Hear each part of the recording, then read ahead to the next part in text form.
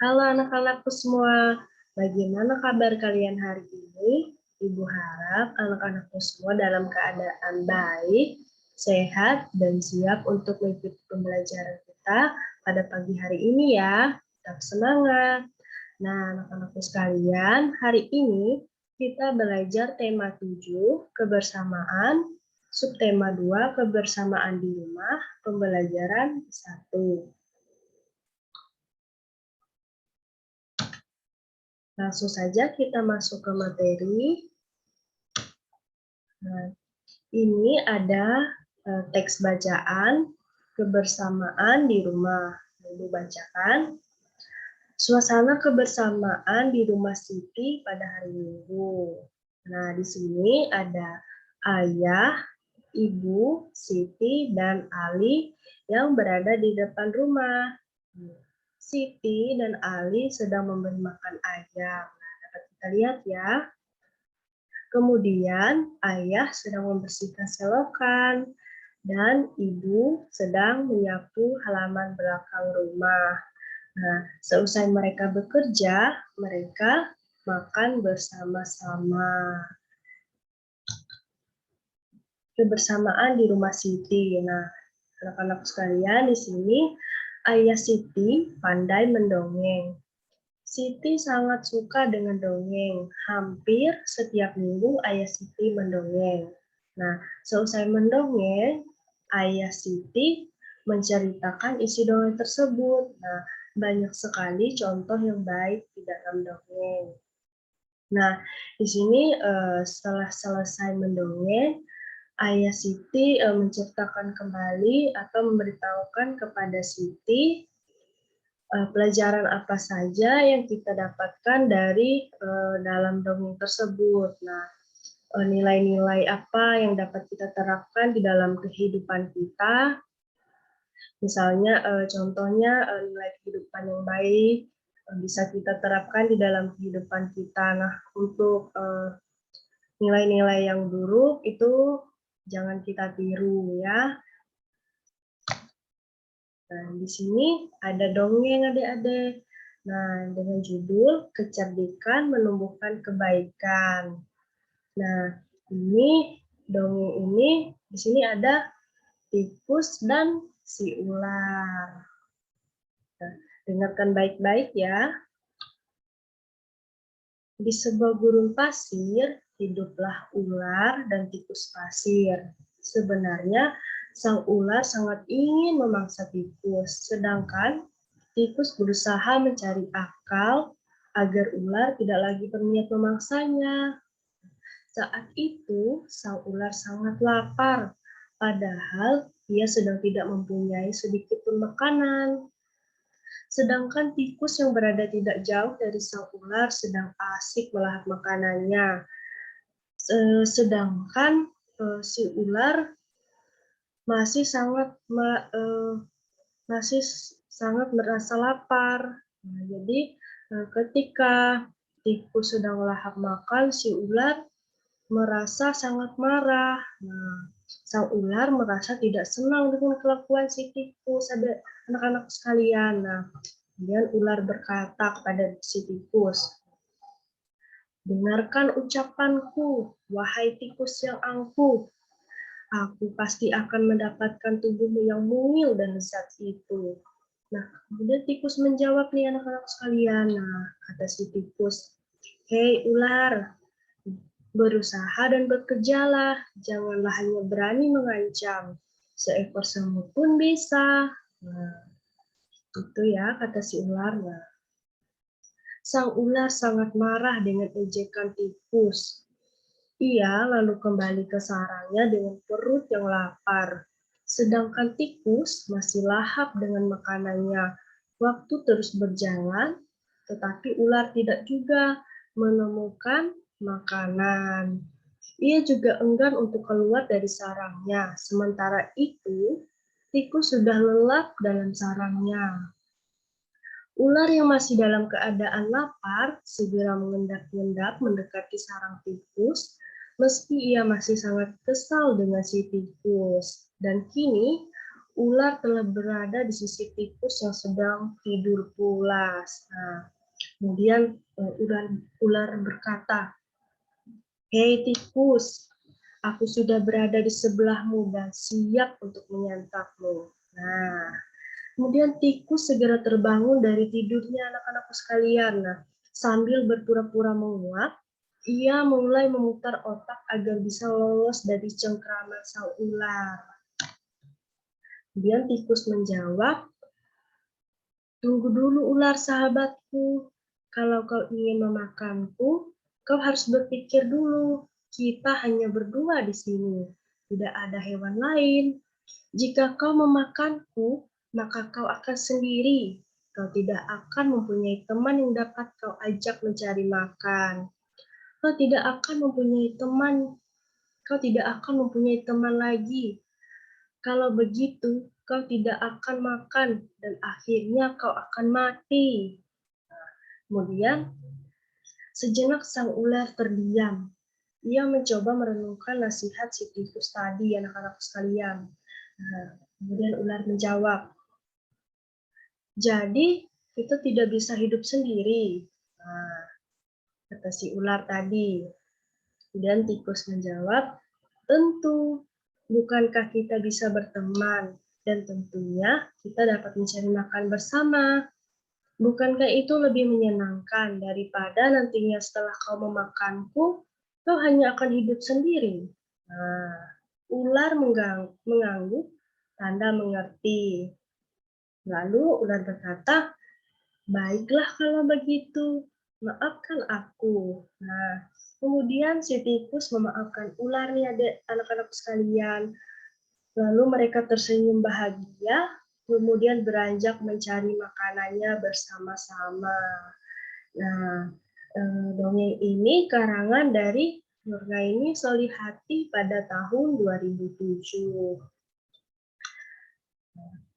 Ayo cari tahu tentang isi dongeng yang sudah diceritakan.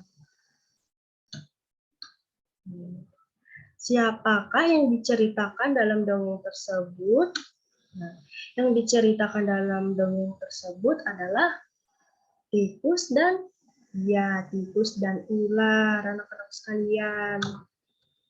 Pertanyaan yang kedua, bagaimana kecerdikan tikus?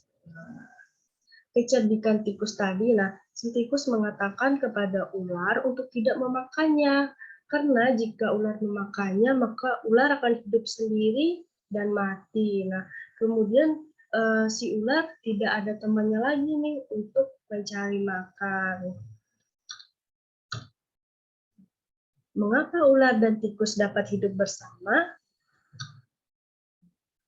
Karena mereka saling meminta maaf dan memaafkan dan berjanji untuk tidak saling memakan.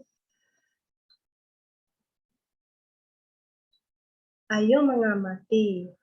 Di sini, ibu menghidangkan 3 buah kue donat. Setiap kue dipotong menjadi 2 potong yang sama besar. Siti, Ali, dan Ayah mengambil masing-masing 1 potong. Siti sangat senang bersama keluarga di rumah. Nah, di sini ada ibu yang menghidangkan 3 kue donat. Kemudian setiap kue dipotong menjadi 2 potongan yang sama besar. Nah, kebetulan tadi Ibu Siti sedang membagikan potongan kue donat. Nah, di sini kita akan belajar mengenal pecahan. Nah, ini ada kue donat Ibu Siti tadi, 1 kue donat utuh. Nah, 1 kue donat utuh Ibu Siti tadi dibagi 2 oleh Ibu Siti. Nah, dibagi 2 menjadi 2 bagian yang sama besar. Nah, jadi setiap bagian ini ada setengah. Nah, ini 1 donat tadi dibagi 2 oleh Ibu untuk Siti dan adiknya. Nah, jadi 2 donat ini tadi berarti Siti dan adiknya sama mendapat setengah bagian. Nah, ini untuk Siti dapat setengah dan ini untuk adiknya Siti mendapat setengah bagian. Jadi mereka berdua mendapat 2 bagian yang sama besar. Nah, adik-adikku sekalian, ada pertanyaan, bagaimana jika satu donat yang utuh dibagi 2 tapi tidak sama besar? Apakah itu termasuk setengah? Nah, jika satu kue donat utuh dibagi 2 tapi tidak sama besar, bagiannya tidak sama besar, maka itu bukan setengah, anak-anak sekalian. Nah, yang dikatakan setengah itu jika satu donat utuh tadi dibagi 2, bagiannya itu harus sama besar, harus sama besar ya, setengah sama setengah. Jadi kalau pembagiannya seperti ini hanya sedikit, ini bukan setengah, adik-adik, ini tidak sama rata, tidak sama. Nah, kalau setengah itu bagiannya harus sama. Bagian yang ini dan yang ini harus sama besar. Nah, ini itu ya adik-adik. Jadi ini bukan setengah. Kalau setengah berarti setiap bagiannya itu harus dibagi 2 sama rata. Di sini ada satu donat. Kemudian satu donat ini tadi dibagi menjadi 2 bagian yang sama besar. Nah, satu bagian donat dari 2 bagian donat ini, nah ini tadi satu bagian dari 2 bagian donat yang sudah dibagi, ini biasanya bisa kita sebut dengan 1/2. Nah, ini bisa kita baca 1/2 tadi dibaca setengah atau 1, nah garis ini per 2. Jadi bisa dibaca setengah atau 1/2. Lengkapilah pertanyaan berikut ini dengan tepat. Nah, di sini sebuah donat dibagi menjadi 2 bagian yang sama besar. Setiap bagian disebut titik-titik bagian. Nah, jadi pertanyaannya ini setiap bagian donat ini disebut apa? Nah, jadi setiap bagian donat ini disebut dengan 1/2 bagian atau setengah bagian.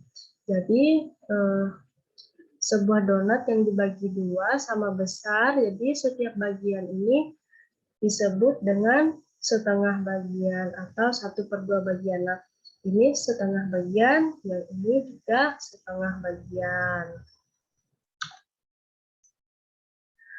Arsirlah setengah bagian dari gambar berikut. Nah, di sini anak-anak sekalian, kita disuruh untuk mengarsir setengah bagian. Nah, di sini ada beberapa gambar. Nah, yang pertama adalah gambar persegi. Nah, gambar persegi, di sini kita disuruh untuk mengarsir. Nah, arsir ini bisa kita garis-garis atau bisa kita beri warna untuk setengah bagiannya ini.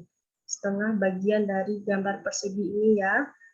Ini ada gambar lingkaran, persegi panjang, persegi.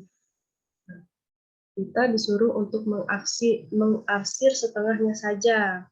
Nah, di sini kan ada persegi, kita disuruh untuk mengarsir setengah bagian. Berarti setengahnya ini saja. Ini kan sudah ada garis potongnya. Ini menandakan ini sudah dibagi menjadi 2 bagian. 1/2 bagian, ini setengah bagian. Nah, di sini Ibu ada kasih contoh, satu contoh. Nah, di sini ada gambar. Di sini Ibu tidak menggunakan garis-garis untuk mengarsirnya. Ibu Ibu akan mewarnai. Nah, Ibu warnai setengah bagian dari gambar ini. Nah, kalau tadi kita disuruh untuk mengarsir setengah bagian dari gambar ini. Nah, jadi Ibu mewarnai dengan warna hitam ya, setengah bagian dari gambar ini. Nah, untuk nomor 2, 3, 4, 5, dan 6, nanti anak-anakku sekalian bisa menjawabnya di rumah ya. Nah, ini diarsir bagian setengah bagian dari gambar-gambar ini. Bisa dibuat garis-garis atau diwarnai. Di dekat rumah Siti terdapat pos penjagaan. Di sana terdapat kentongan. Kita dapat membuat bunyi kentongan bervariasi. Bunyi yang teratur berulang disebut dengan irama. Membedakan bunyi kuat dan bunyi lemah. Nah, di sini gambar yang pertama ini ada seorang yang sedang mengetuk meja dengan dengan kepalanya untuk mengetuk meja. Kemudian yang kedua ini adalah tepuk tangan. Seorang yang bertepuk tangan, bunyinya prok. Kemudian yang pertama tadi bunyinya itu duk duk duk. Jika dua bunyi di atas dibandingkan, maka bunyi satu lebih kuat daripada bunyi dua. Jadi bunyi yang pertama ini kita mengetuk meja itu lebih kuat dibandingkan dengan suara tepuk tangan prok-prok. Sebutkan dua bunyi yang ada di sekitarmu. Kemudian temukan bunyi yang lebih kuat dan bunyi yang lemah. Nah, di sini Ibu ada membuat contoh bunyi yang lebih kuat dan bunyi yang lemah. Nah, contohnya itu adalah bunyi trompet dan bunyi kipas angin. Nah, bunyi yang lebih kuat adalah bunyi trompet anak-anak sekalian. Kemudian bunyi yang lebih lemah adalah bunyi kipas angin. Nah, kita tahu saat kita membunyikan trompet itu suaranya itu nyaring sekali. Nah, kalau kipas angin itu tidak terlalu nyaring adik-adik. Jadi itu termasuk bunyi yang lemah. Bunyi kipas angin itu termasuk bunyi yang lemah. Trompet termasuk bunyi yang lebih kuat. Nah, nanti anak-anak sekalian bisa menemukan bunyi di sekitar rumahmu. Kemudian temukan bunyi yang kuat dan bunyi yang lemah. Nanti bisa dituliskan. Siti menyebutkan bunyi yang dihasilkan benda-benda berikut. Nah, ini ada bunyi tepuk tangan, pro. Ini hasil bunyinya itu pro. Kemudian ini ada dua tongkat yang sedang dipukul, itu biasanya bunyinya tok. Kemudian ini ada bunyi kentongan yang dipukul, biasanya bunyinya tong tong tong. Nah, bunyi yang paling kuat adalah nomor. Nah, kita lihat sekalian bunyi yang paling kuat yang mana. Nah, bunyi yang paling kuat adalah nomor 3, yaitu bunyi kentongan. Ini nyaring sekali ya, biasanya kalau dipukul. Nah, bunyi yang paling lemah adalah bunyi nomor 1 ini adalah maksud Ibu adalah bunyi nomor 2. Nah, bunyi nomor 2 ini adalah tongkat yang sedang dipukul. Biasanya bunyi itu tok tok tok. Nah, jadi itu adalah bunyi yang paling lemah. Coba kamu menyanyikan lagu cicak dengan iringan bunyi kuat dan bunyi lemah. Bunyi kuat di bagian depan, kemudian bunyi lemah itu di bagian belakang. Beberapa irama dapat digabungkan, misalnya irama dari kentongan dan tongkat kayu yang dipukul. Nah, ini ya, bisa kita gabungkan, misalnya tadi adalah kentongan dan tongkat kayu yang dipukul. Kemudian meja yang diketuk dengan tepukan tangan. Nah, di sini Ibu ada menayangkan video contohnya lagu cicak. Nah, disimak baik-baik. Ini ada bunyi ketukan untuk bunyi yang lebih kuat, kemudian bunyi tepuk tangan untuk bunyi yang lemah.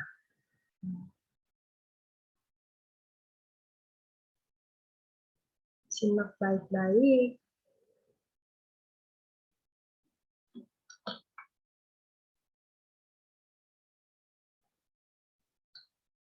Bentar ya. Ini.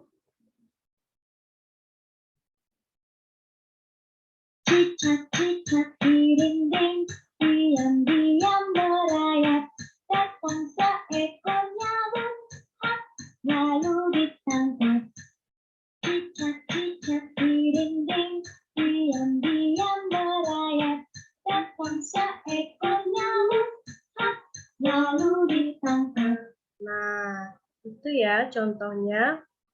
Di awal itu bunyi ketukan itu bunyi yang kuat, kemudian untuk bunyi yang lemahnya itu di akhir itu adalah bunyi tepukan. Nah, itu ada gabungan dari ketukan dan tepuk tangan.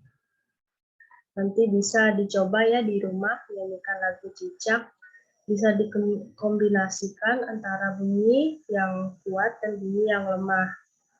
Nah, demikian pembelajaran kita pada pagi hari ini. Nah, jika ada yang ditanyakan atau kurang jelas, bisa ditanyakan lewat WhatsApp group. Nah, tetap semangat, biarpun pembelajaran tidak bisa kita lakukan secara langsung atau bertatap muka langsung, lewat rumah aja, lewat video pembelajaran seperti ini, tapi harus tetap semangat, tugasnya tetap dikerjakan, jangan sampai lalai, dan tetap semangat untuk belajar. Intinya tetap semangat untuk belajar, jangan malas-malasan ya. Nah, sekian pembelajaran kita hari ini. Terima kasih sudah menonton video pembelajaran itu. Tetap semangat.